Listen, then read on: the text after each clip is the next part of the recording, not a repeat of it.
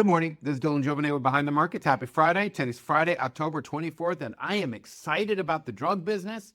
I am excited that it's Friday. TGIF, that's for sure. A basketball game this weekend. Daughters play tonight. A lot of things going on. Lots of stuff going on. A lot of parent activities. But I'm very excited about the biotech sector in particular because as we talked about in our webinar yesterday, there are three massive things that are happening here. This is the cheapest sector in the S&P 500, the drug sector.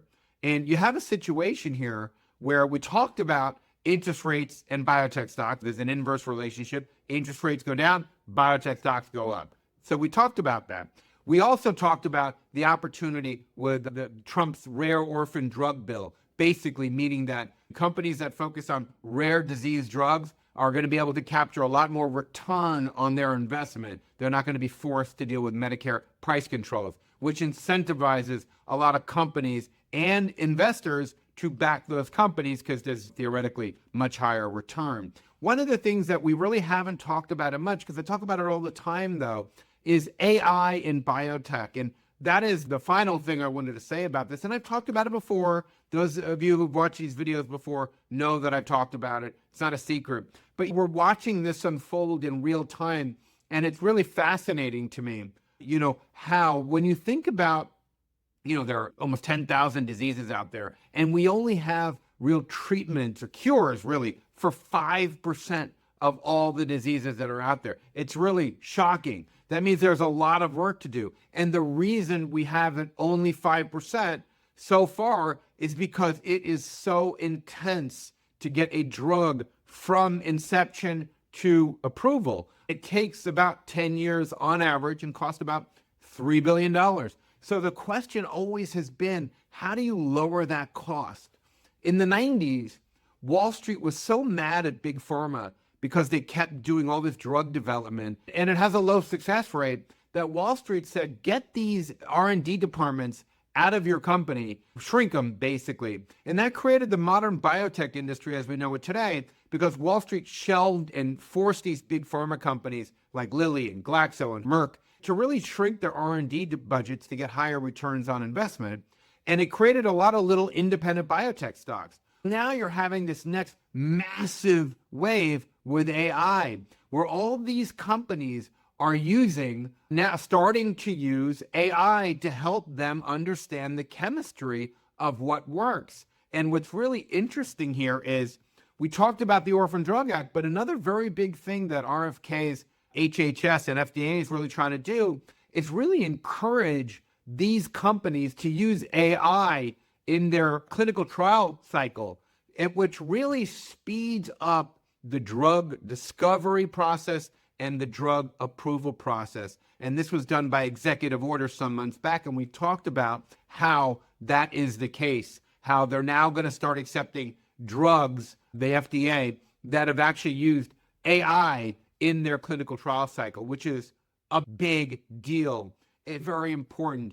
Now, whenever you speed something up in business, automatically you lower the cost, you lower the investment. It's a mantra, faster, better, cheaper. Here, the AI really helps all these biotech stocks really nail all those faster, better, cheaper. So they get to speed up the drug discovery process, which means instead of having only 5% of drugs to treat 10,000 diseases, 5% of them cured, we're now going to be able to use AI to speed up that process, which means we're going to start seeing a lot less investment in these drugs, meaning it's going to happen a lot more with AI and a lot higher return. There is a massive setup in the drug discovery and pharmaceutical sector that most people aren't really focused on because they've just been focused on the headline, on the surface stuff, which is Trump bashing, let's say, the GLP-1 drug companies for lower prices on Ozempic, or some of these other ones.